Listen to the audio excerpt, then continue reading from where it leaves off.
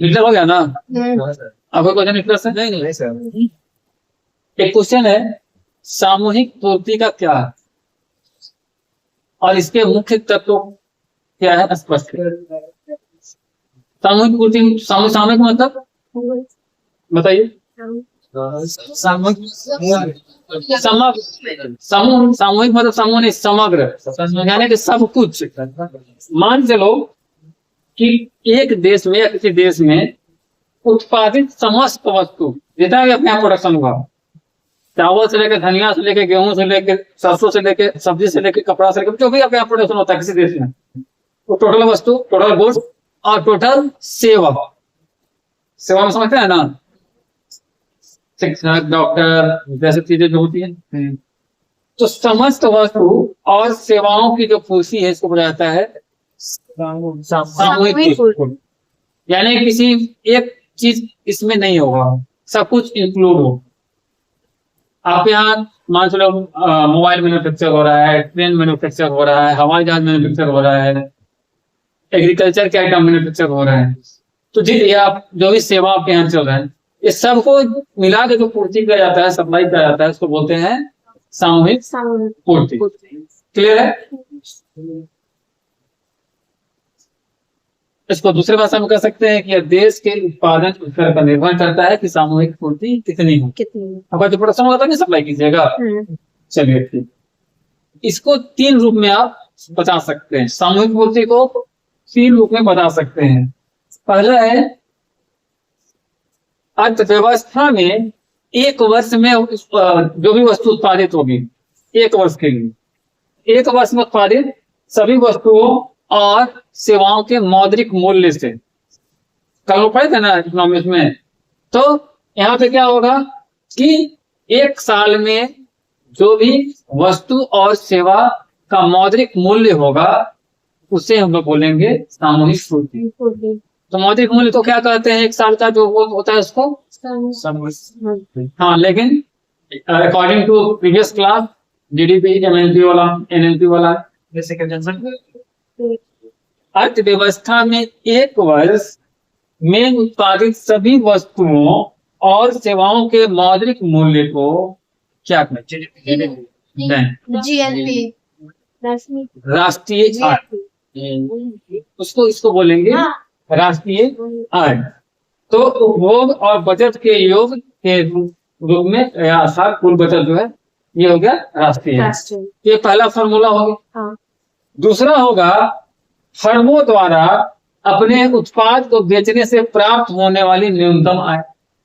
कोई भी कंपनी है अपने प्रोडक्ट को बेच रही है, तो मिनिमम उसका जो इनकम होगा वो आप ले सकते हैं। या फिर उपभोग, कंजप्शन, इसमें क्या होगा कि अर्थव्यवस्था में आय का वह भाग जो वस्तुओं और सेवाओं पर व्यय किया जाता है। आपका जो इनकम है, आप सब खर्चा नहीं करते, कुछ बचाते भी तो होंगे, तो जो आप व्यय करते हैं वो आ जाएगा। तो इसके तीन तत्व क्लियर है। और सामूहिक पूर्ति क्या क्लियर हो गया। अगला क्वेश्चन है, विनियोग गुणक क्या है और इसकी गणना कैसे की जाती है। तो विनियोग गुणक एक प्रोफेसर कीन्स हैं, इनका दिया हुआ सिद्धांत है, ठीक है।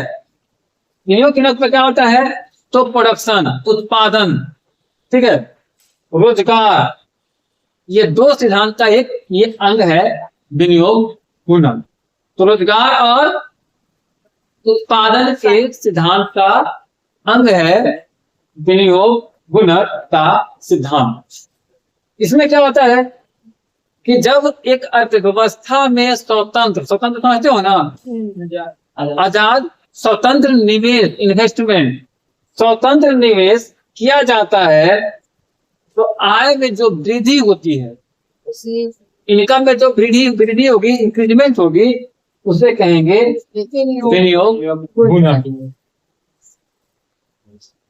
और निवेश की तुलना में आय की जितना वृद्धि होगी, जितना गुणक वृद्धि होगी, उसे ही कहते हैं निवेश गुणक। यानी कि हमेशा ये मल्टीप्लेक्शन में करना है। मान चलिए कि आपके यहाँ कोई आपका घर का जो जीडीपी है वो है, कोई बाहरी आके कंपनी लगा दिया, इन्वेस्टमेंट कर दिया, या आपके यहाँ कोई रूम में रेंट पर रहने आ गए, तो आपके इनकम में कितना वृद्धि होगी उसको मल्टीप्लिकेशन कर देंगे तो आपका निकल जाएगा विनियोग गुणक। ये प्रोफेसर किन्स का सिद्धांत। क्लियर है? तो अब आते हैं सरकारी बजट क्या हो। तो सरकार को समझते हैं ना, अमिताभ बच्चन, अभिषेक बच्चन। सरकार ने किसका था? अमिताभ बच्चन था। है यहाँ पे अमिताभ बच्चन आपको याद जल्दी हो जाएगा। सरकारी बजट मतलब किसी भी राज्य का या किसी भी देश का एक वर्ष का आय व्यय का संपूर्ण लेखा जोखा, तो हम लोग सरकारी बजट, हर प्रांत का, हर देश का, हर राज्य का एक बजट आता है और उसमें पूरे एक साल का लेखा जोखा आता है कि अगले एक साल में इतना हमको अर्न करना है, इतना खर्च करना है, अर्न कहां से करना है, खर्च कहां, ये सभी चीजें उसमें वर्णित होती हैं। लेकिन जैसे भारत का बजट जो फरवरी महीना में, प्रांतों का बजट में जाइएगा सभी का प्रांत का कभी मार्च में, कभी फरवरी में, अलग समय है। लेकिन बेसिकली बजट होता है वो नया सत्र शुरू होने से पहले आ जाता है। नया सत्र हमारे यहाँ का शुरू होता है 1 अप्रैल से 31 मार्च हमारा सेशन चलता है। हाँ। देश का एक साल चलता है। 1 अप्रैल से पहले हमारे यहाँ सब जगह का बजट आ जाएगा। तो सरकारी बजट में क्या होता है कि अगले एक साल में हमको क्या अचीव करना है और वो कहाँ से करना है। अचीवमेंट मीन्स कि अगर मान चलो कि हमको खर्चा करना है 1 लाख करोड़ रुपए, तो 1 लाख करोड़ रुपए हम टैक्स के जरिए से हम कलेक्ट करें। सरकार कलेक्ट करेगी खर्चा करेगी। मान चलो कि महिला योजना देना 2,500 रुपया हर लड़की को, हर महिला, तो उसमें जितना खर्चा आएगा वो कहाँ से आएगा, तो पहले उसका इंतजाम करना हो।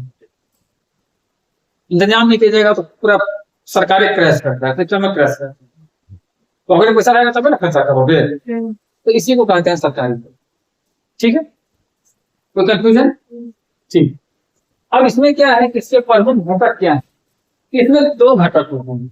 एक घटक होता है राजस्व प्राप्तियां, राजस्व को कैसे प्राप्त करना है। पहले जब प्राप्त होता है ना खर्चा करेंगे, तो प्राप्त कहां से होगा, तो टैक्स, डायरेक्ट टैक्स, नौकरी पेशा या जो भी लोग हैं या जो पैसा बिजनेस में उनसे सीधे टैक्स लेंगे। और एक होता है नॉन टैक्स, अप्राप्त टैक्स, या उसको बोलते हैं अपर टैक्स कर भी बोलते हैं। तो एक नॉन टैक्स यानी कि जो कर दिखता नहीं है, जैसे माचिस, शैम्पू, इस सब का जो हम बात करते रहते हैं रेगुलर, हाँ। तो सरकार को उसमें से जाएगा ना, हाँ। तो सरकार को राजस्व कहाँ से मिलेगा? पहला मिलेगा टैक्स से, दूसरा मिलेगा अपर टैक्स कर से, तीसरा मिलेगा खर्च से, कितना खर्च होता है एक्सपेंडिचर से भी मिलेगा ना। मानिए कि सरकार खर्च कितना पैसा बचा रहा है, पिछले साल का पैसा भी तो बचा सकता है, तो उससे मिलेगा। और फिर है पूंजीगत, दूसरा घटक है पूंजीगत। तो पूंजीगत में क्या होता है, लोन, ऋण देके भी आपको प्रकार पैसा कमाती है। और तीसरा है इन्वेस्टमेंट, वो कहीं निवेश करके पैसा कमाते हैं। मान चलो कोई 10 को ट्रेन बढ़ा दी, 150 को पैसा मिलेगा ना, 10 को प्लेन बढ़ा दी, पैसा मिलेगा। रोड बनाए, तो रोड बनाने के साथ रोड में टोल टैक्स लगा दी। जब भी आप यहाँ जाओगे, नया वाला जो बाईपास बना है, तो डीएवी स्कूल के आसपास नाका बन गया है, उधर जाओगे तो पैसा देना, टोल टैक्स लगेगा। इधर जाओगे 5 से जगह लग गया। तो क्या है, पहले तो रोड बनाने में इन्वेस्ट किया, पैसा लगाया, अब वो पैसा रोड का खर्चा वसूलेगा। अब 5 किलोमीटर चलेगा तो कोई पैसा दे जाएगा, तब गाड़ी पार होगा, दोनों गाड़ी रुका रहे तो लगा सकता है। तो ये आपके हैं राजस्व प्राप्ति के। क्लियर? अगला क्वेश्चन आया है, कार्नवालिस ने अस्थायी बंदोबस्त क्यों लागू किया? इसके 2 कारण बताइए। तो अस्थायी बंदोबस्त लागू हुआ था 1793 को लॉर्ड कॉर्नवालिस ने। उससे पहले यह रेंट पे 1790 में देने का प्रयास किया था, जो असफल रहा था। तो देखिए इसका 2 लाभ क्या था, 2 कारण। तो पहला कारण था कि अस्थायी बंदोबस्त व्यवस्था लागू करने से फायदा क्या हुआ कि टैक्स फिक्स हो गया, अमाउंट फिक्स हो गया कि इतना जमीन का इतना पैसा लगेगा, खेती हो ना हो से मैटर नहीं था। फिक्स हो गया कि भाई आपको अस्थायी बंदोबस्त दे दिया गया, हमको इतना पैसा चाहिए। पहला कर। दूसरा कि ये जो बार बार हर बार होता था कि इस बार खेती के आधार पर इतना उतना, ये टेंशन खत्म हो गई सरकार, और जमींदारी व्यवस्था लागू शुरू हो। जमींदारों का शुरू किसी हो, जमीन काटे करे का जमींदार को बीमा दे दिया गया, वो टैक्स दे। तो ये 2-3 कारण है। कोई क्वेश्चन है किसी को? चलना क्वेश्चन किसका था? विकास का क्वेश्चन है। देखिए जिसका जो क्वेश्चन है, अगर आप मेरे समझाने में नहीं समझ में रहे हैं तो पूछ सकते हैं, कोई दिक्कत नहीं ना है। त्रिराष्ट्र सिद्धांत किसका है?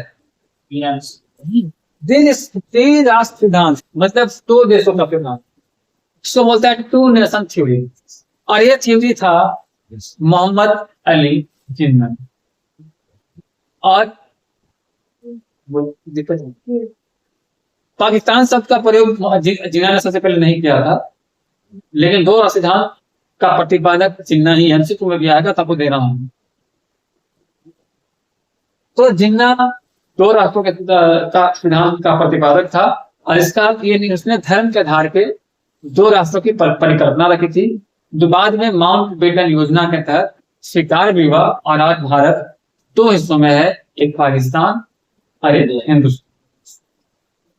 1947 में ये 2 राष्ट्र का सिद्धांत जो है पूरा हुआ।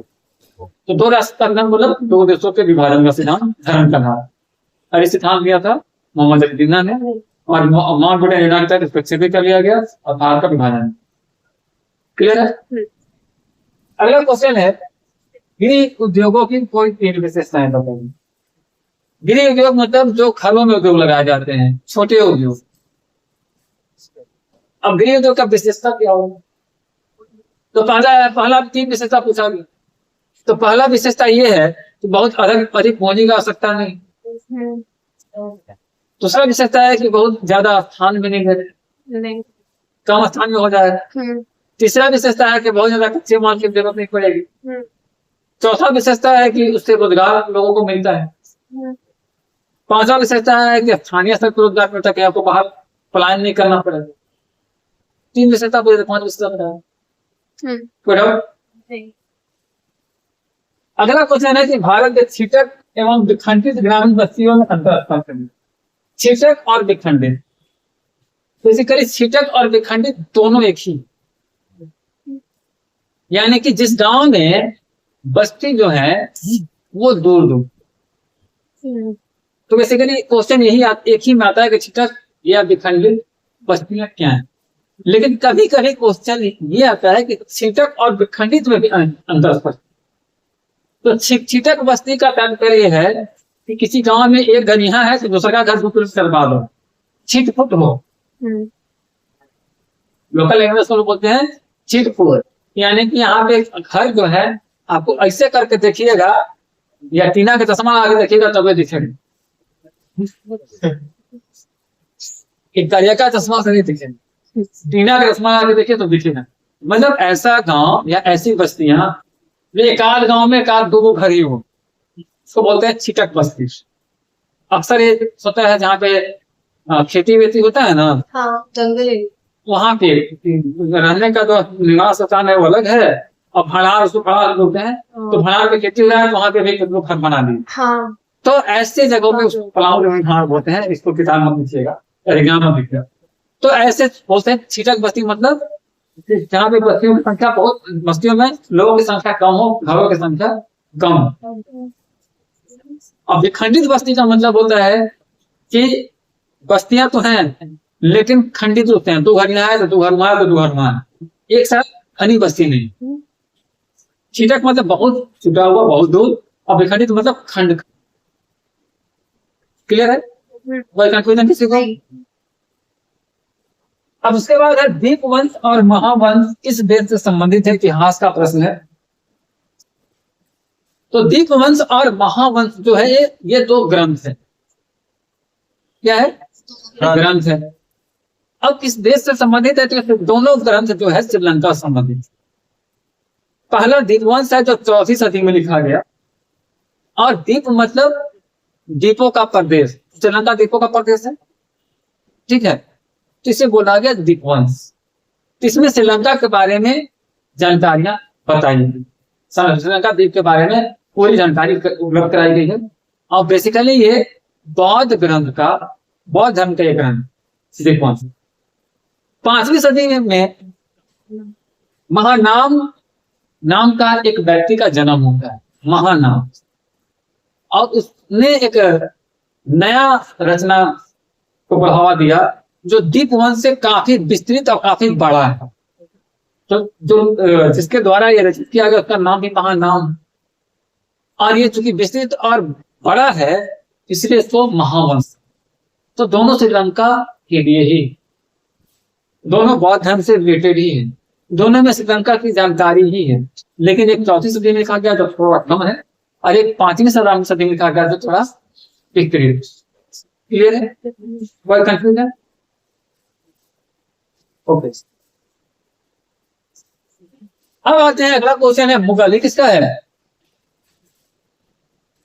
आपका है। देखो मैं बार बार बताता हूं कि सिंचाई की व्यवस्था हो, प्रशासनिक व्यवस्था हो, सम्राट का कार्य करने का तरीका हो या स्वीकार शैली हो, सब उस समय एक ही।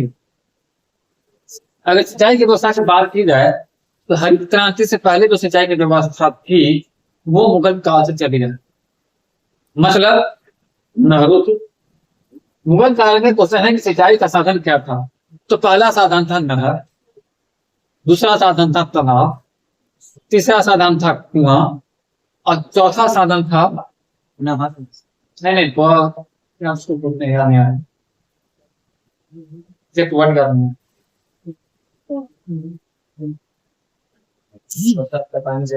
हाँ तो वर्ड उर्दू वर्ड है इसलिए याद नहीं आ रहा। तो जो कहने का मतलब जो स्थानीय शासन होते थे, साधन होते थे, तालाब हो गया, कुआं हो गया, डैम हो गया, नहर हो गया, यही मुगल काल में सिंचाई था। इसमें कुछ नया नहीं। तो ये सिर्फ मुगल काल के लिए नहीं है, आप ये समझ लो, ये सभी काल के लिए है। सिर्फ ये इसमें अगर ऐड करना होगा तो एक सिंचाई का व्यवस्था अगर किसी में अलग था तो उस काल में अलग था।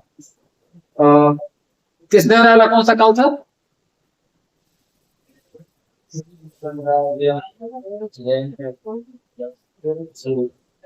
कौन था? नहीं विजयनगर साम्राज्य में जाइएगा तो वहां पे पानी टंकी बनाने का, पाइपलाइन का एग्जाम्पल मिलता है सिंचाई के लिए। बाकी पाइपलाइन और पानी टंकी बनना कहीं नहीं मिलेगा। बाकी सब जगह वही तालाब, नहर, कुआं, सिंचाई के लिए इसी का प्रयोग करना। छोटी छोटी नदियां जो होती हैं सूती, तो ये क्लियर है। अभी अंतिम क्वेश्चन है गरीबी हटाओ की राजनीति।